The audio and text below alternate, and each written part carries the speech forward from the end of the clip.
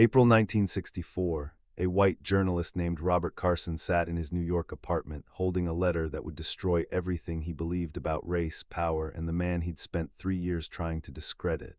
The envelope had arrived that morning, postmarked from Mecca. The handwriting was unmistakable. Malcolm X. Carson's hands were shaking, not from fear, but from something he couldn't name yet.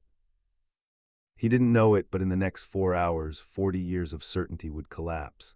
The letter was 7 pages long. By page 3, he would question his father. By page 5, he would question himself. By the final line, Robert Carson, lifelong segregationist and fifth-generation Southern journalist, would never write another word defending the world he was raised to protect.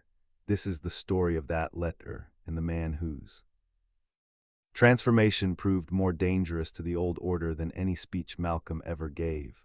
Robert Carson was born in 1924 in Montgomery, Alabama. His grandfather had fought for the Confederacy. His father edited the local newspaper, writing editorials that justified Jim Crow as God's natural order. Carson grew up in a world where segregation wasn't debated. It was assumed. Sunday sermons reinforced it. School textbooks justified it. Every adult in his life modeled it. By the time he was 12, Carson had internalized the logic so completely that questioning it felt like questioning gravity. When he moved to New York in 1957 to work for a major newspaper, he brought that worldview with him. Northern liberals unsettled him. Their talk of integration seemed naive, even dangerous. Carson wrote with the certainty of someone who had never been challenged, but he was also intelligent enough to recognize that Malcolm X wasn't the caricature other journalists painted. That recognition created a tension Carson couldn't resolve. Until the letter arrived. Malcolm X was born Malcolm Little in Omaha, Nebraska in 1925. His childhood was marked by violence that shaped everything that followed. When he was 6 years old, his father, Earl Little, a Baptist preacher and outspoken supporter of Marcus Garvey's black nationalism, was found dead on streetcar tracks. The official report said accident. Malcolm's mother said murder. The Ku Klux Klan had threatened the family for years. Earl Little's skull was crushed. The streetcar couldn't have done that. Malcolm grew up knowing his father was killed for believing black people deserved dignity. That knowledge didn't fade. It calcified into something harder. By his teenage years, Malcolm had moved to Boston, then Harlem, where the streets taught him lessons his father's Bible never could. Survival, hustle, distrust. He became Detroit Red, a numbers runner, a hustler, a man the system had already written off. In 1946, at 20 years old, he was sentenced to 10 years in prison for burglary. The judge gave him the maximum sentence, not for the crime, but for the audacity of being a black man with a white girlfriend.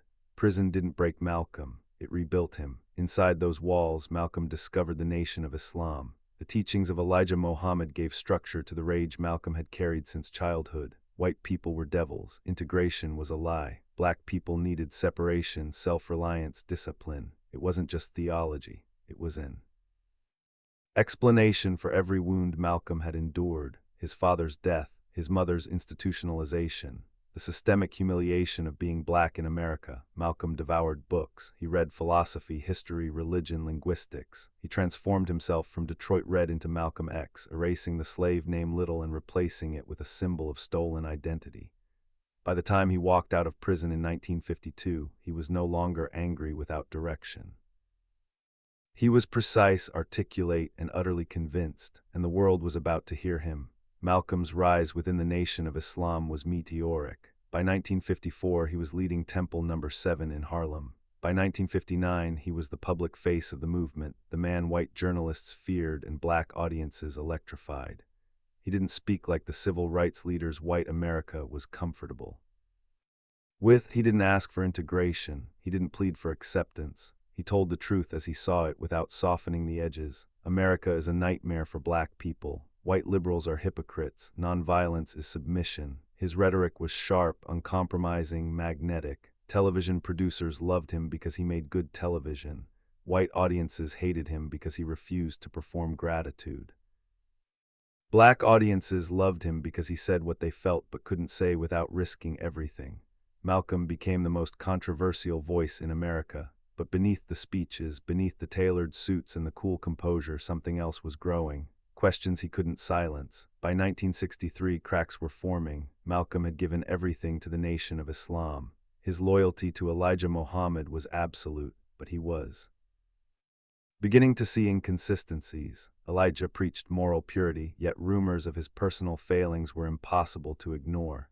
The nation taught separation, yet Malcolm's influence was pulling the movement into direct political engagement. Malcolm's mind, always questioning, always probing, was running into walls the ideology couldn't contain.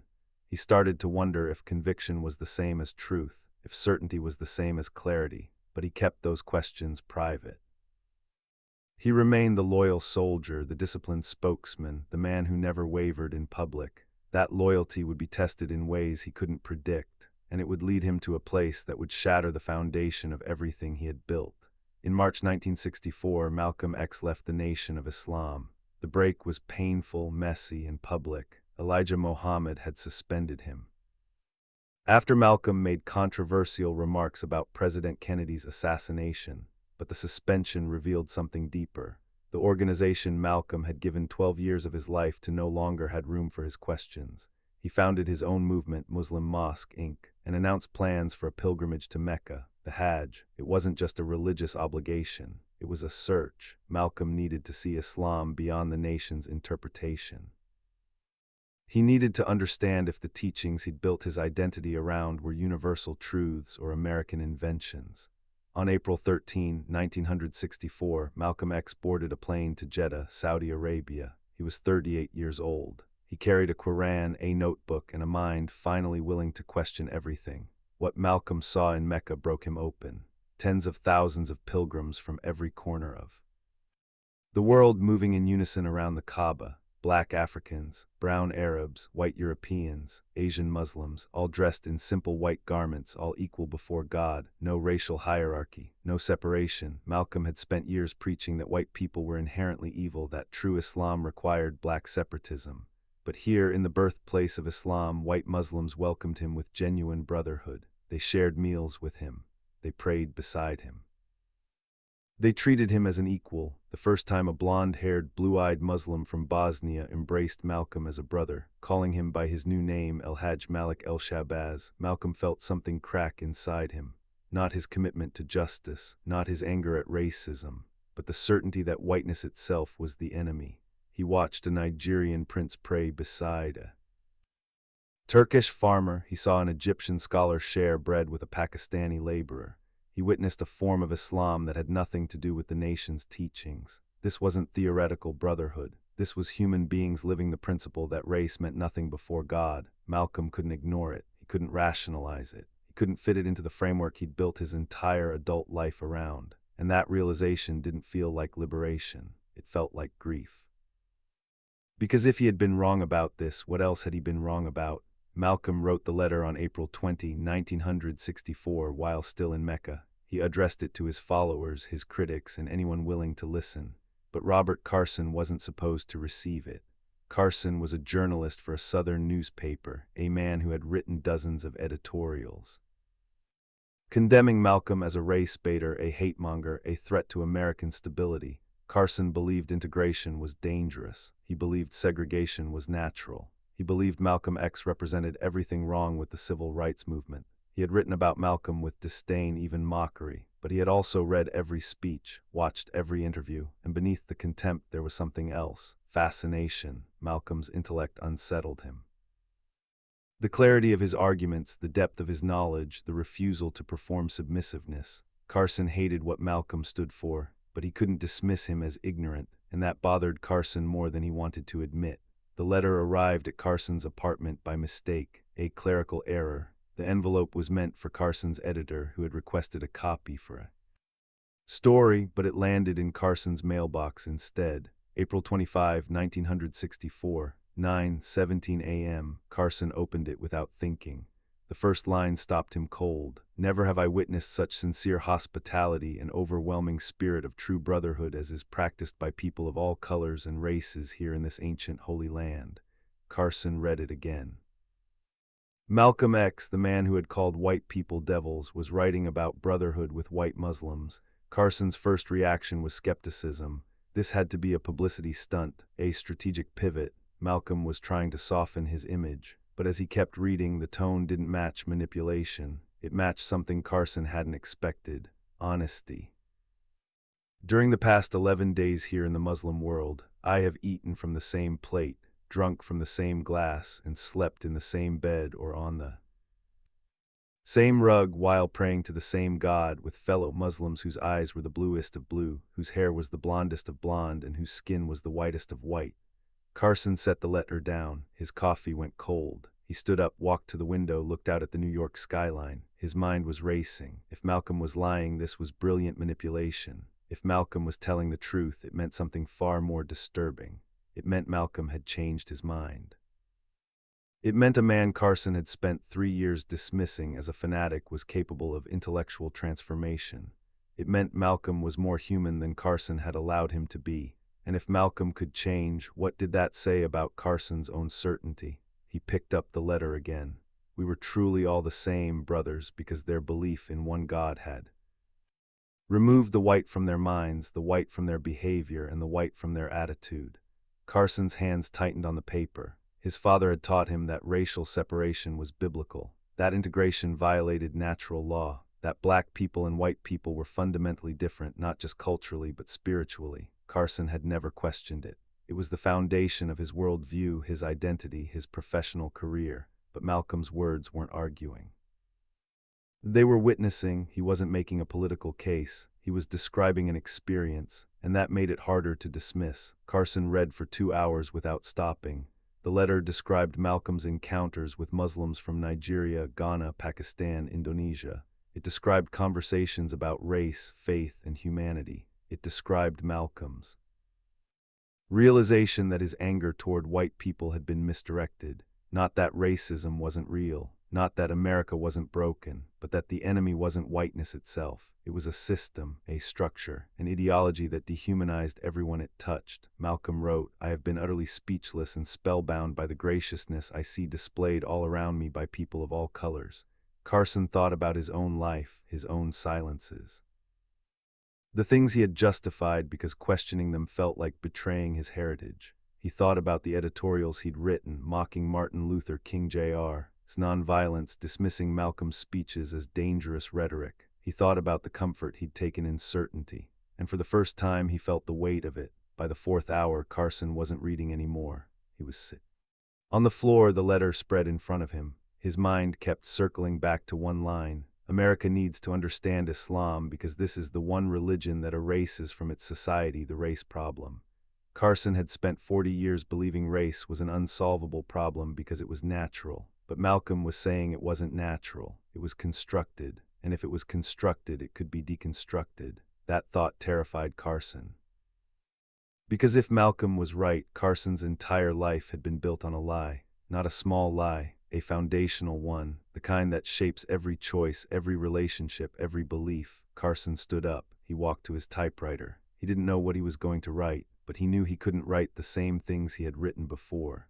Robert Carson never published another editorial defending segregation. He didn't become an activist. He didn't march. He didn't make grand public declarations. But he stopped writing the words that had given intellectual cover to the system Malcolm described.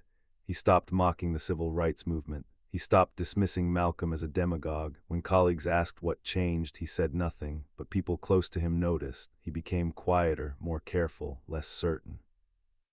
3 months later, when Malcolm X was asked in an interview if he believed white people could change, he said yes. Not all of them, not easily, but yes, some people, when confronted with the truth, are capable of transformation. Carson kept the letter. He never responded to Malcolm. He never met him. But when Malcolm was assassinated on February 21, 1965, Carson attended the funeral. He stood in the back, invisible among thousands of mourners, and when it was over, he went home and wrote a single sentence in his journal. "I was wrong about him. I was wrong about everything."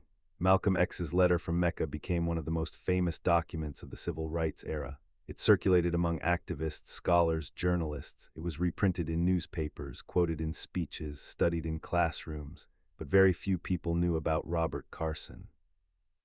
He never told anyone the letter had changed him. He never claimed redemption. He simply stopped contributing to the harm. Malcolm's transformation in Mecca wasn't just about his own beliefs. It was about the possibility of change itself, the idea that conviction doesn't have to mean rigidity. That strength can include the courage to admit you were wrong, that humanity is larger than the categories we used to divide it. Malcolm returned from Mecca as El-Hajj Malik el-Shabazz, a man still committed to justice, still fierce in his criticism of oppression, but no longer trapped by the certainty that had once defined him. He had 11 months left to live, and in those months he spoke with a depth and complexity that made him more dangerous to the old order than ever before. Because a Malcolm X who admitted doubt, who embraced transformation, who saw humanity in unexpected places, couldn't be dismissed as a fanatic.